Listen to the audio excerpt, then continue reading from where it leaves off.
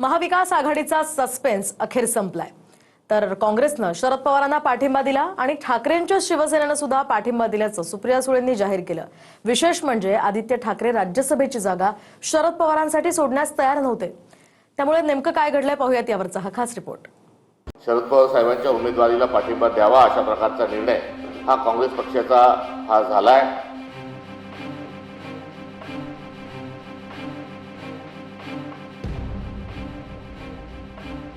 अखेर महाविकास आघाडीत राज्यसभेच्या एका जागेवर काँग्रेसनं शरद पवारांनाच पाठिंबा देण्याचा निर्णय केला। त्यामुळे उद्धव ठाकरेंच्या शिवसेनेसमोर आता पाठिंबा देण्याशिवाय पर्याय राहिलेला नाही। चर्चेच्या सर्व अनुषंगाने आज दुपारी काँग्रेस पक्षाने शरद पवार साहेबांच्या उमेदवारीला पाठिंबा द्यावा अशा प्रकारचा निर्णय हा काँग्रेस पक्षाचा झालाय आणि महाविकास आघाडी म्हणून अनेक ज्येष्ठ नेतृत्व म्हणून आम्ही आदरणीय शरद पवार साहेबांना काँग्रेस पक्ष म्हणून मतदान करणारो ते आमचे उमेदवार राहतील। आणि त्यानंतर आज काँग्रेस पक्षानेही आणि शिवसेनेने मोठ्या मनाने आदरणीय पवार साहेबांना ही संधी दिली, त्याबद्दल राष्ट्रवादी काँग्रेस पक्ष म्हणून अंतःकरणातून जितेंद्र आव्हाड साहेब आणि मी आज काँग्रेस पक्षाचे आभार मानण्यासाठी इथे आलो। मी स्वतः आणि जयंतराव पुन्हा उद्धवजींची भेट घेऊन त्यांच्या सगळ्या कुटुंबाचे आणि सगळ्या शिवसैनिकांचे मनपूर्वक आभार मानणार आहे, कारण अनेक वर्ष आम्ही एकत्र काम करतोय। ठाकरेंच्या शिवसेनेकडून प्रियंका चतुर्वेदी राज्यसभेतनं निवृत्त होत आहेत। महाविकास आघाडीचा विचार केला तर ठाकरेंच्या शिवसेनेचे आमदार अधिक आहेत, पण तरीही संजय राऊत शरद पवारांनाच उमेदवारी मिळावी यासाठी प्रयत्न करत होते आणि आदित्य ठाकरे मात्र ही जागा आमचीच असल्याचं सांगून कालपर्यंत दावा सोडत नव्हते। पण काँग्रेसनं शरद पवारांना पाठिंबा देताच राऊतांनीही तात्काळ ट्विट केलं।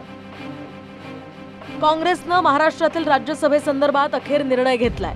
महाविकास आघाडी एक आहे, एकत्र राहील, जय महाराष्ट्र असं ट्विट राऊतांनी केलंय। जर तुम्ही MVA किंवा इंडिया आघाडीच्या जे काही प्रिन्सिपल्स आहेत त्याच्याप्रमाणे गेलात तर ही सीट आमची आहे आणि त्याच्यावर आम्ही दावा ठेवलेला आहे। दुसरी गोष्ट म्हणजे मोठं नाव जर झालं मग पुढच्या वेळी काँग्रेस मोठं नाव आणेल, मग राऊत साहेबांची सीट आम्हाला द्यावी लागेल, मग तिसऱ्या वेळी कोणतरी अजून मोठं नाव येईल, मग आम्ही सीट घ्यायचीच नाहीत का? काल नक्कीच जयंतराव पाटील आणि सुप्रिया सुळे या शिवसेना पक्षप्रमुख उद्धव ठाकरे यांना भेटल्या, त्यांच्यात चर्चा झाली आणि आज संध्याकाळपर्यंत निर्णय जाहीर होईल।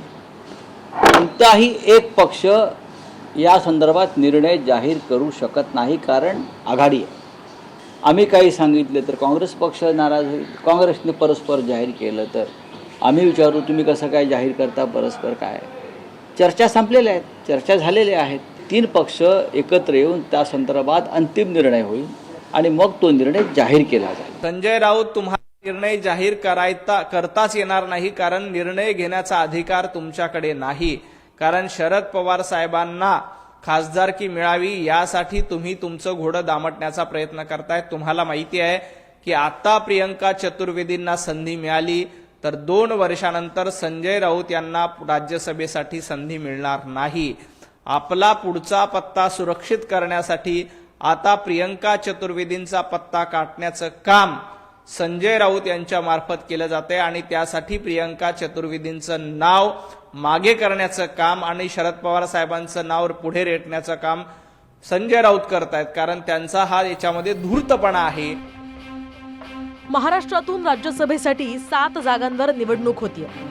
महाविकास आघाडीच्या आमदारांच्या संख्याबळाचा विचार केला तर एक जण सहज निवडून जाणार आणि महायुतीतून भाजपचे 4 आणि शिंदेच्या शिवसेनेचे तसंच दादांच्या राष्ट्रवादीचा 1 असे एकूण 6 जण निवडून जाणार आहेत। आणि महाविकास आघाडीमधून शरद पवारांची उमेदवारी जाहीर झाल्यास भाजप किंवा महायुती 7वा अतिरिक्त उमेदवार देणार नाही अशी माहिती आहे, म्हणजे निवडणूक बिनविरोध होण्याची शक्यता आहे। इकडे महायुतीमध्ये भाजपनं आपले 4ही उमेदवार जाहीर केले। अपेक्षेप्रमाणे विनोद तावडे आणि रामदास आठवलेंना उमेदवारी जाहीर करण्यात आली आहे। 2 नव्या नावांमुळे भाजपनं पुन्हा एकदा धक्कातंत्र दाखवून दिलं। केंद्रीय राज्यमंत्री रामदास आठवले, राष्ट्रीय सरचिटणीस विनोद तावडे, नागपूरच्या माजी महापौर माया इवनाते आणि रामराव वडकुते यांना भाजपनं राज्यसभेवर खासदार करण्याचा निर्णय केला। माया इवनाते यांच्या नावाला पसंती देऊन भाजपनं नव्या चेहऱ्याला संधी दिली। माया इवनाते या आदिवासी समाजातून येतात। नागपूरच्या माजी महापौरही त्या राहिल्यात. नुकत्याच महापालिकेच्या निवडणुकीत त्या नगरसेविका म्हणून निवडून आल्यात. राष्ट्रीय अनुसूचित जमाती आयोगाच्या सदस्य म्हणूनही त्यांनी काम पाहिलं. युवनातेंना राज्यसभेवर संधी देऊन विदर्भातील एसटी आणि त्यातही आदिवासी मतदारांना आकर्षित करण्याचा हा प्रयत्न आहे. नगरसेवक म्हणून काम केलेलं आहे. त्यानंतर महापौर झाले. त्यानंतर मला केंद्रीय आपल्या आदिवासी आयोगामध्ये पक्षाने पाठवलं. आणि काल जेव्हा साहेबांचा मला फोन आला, माननीय मुख्यमंत्री साहेबांचा, की माहिती आपण कागद ठेवा तयार करून तर मला राज्यसभेत पाठवू. सामान्य घरची महिला आहे आणि माझ्यावर इतकी मोठी पक्षाने जबाबदारी सोपवली. ज्यांनी मला आज राज्यसभेत पाठवलं आहे यांचा मनापासून आभार मी व्यक्त करते. रामराव वडकुतेंना सुद्धा अनपेक्षितपणे खासदारकीची लॉटरी लागली आहे. वडकुते हे 2019 मध्ये राष्ट्रवादीतनं भाजपात आले.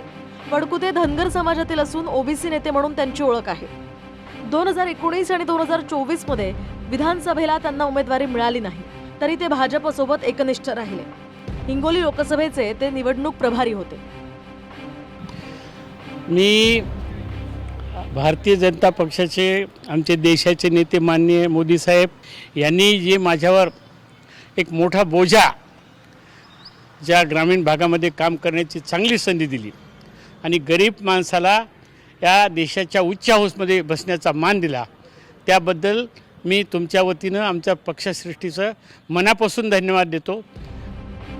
मराठवाड्यातून सध्याचे राज्यसभेचे विद्यमान खासदार भागवत कराड, रावसाहेब दानवे, प्रीतम मुंडे यांची नावंही चर्चेत होती. पण मराठवाड्यात वडकुतेंच्या रूपात भाजपनं नवा ओबीसी चेहरा दिलाय. Bureau report, TV9 Marathi.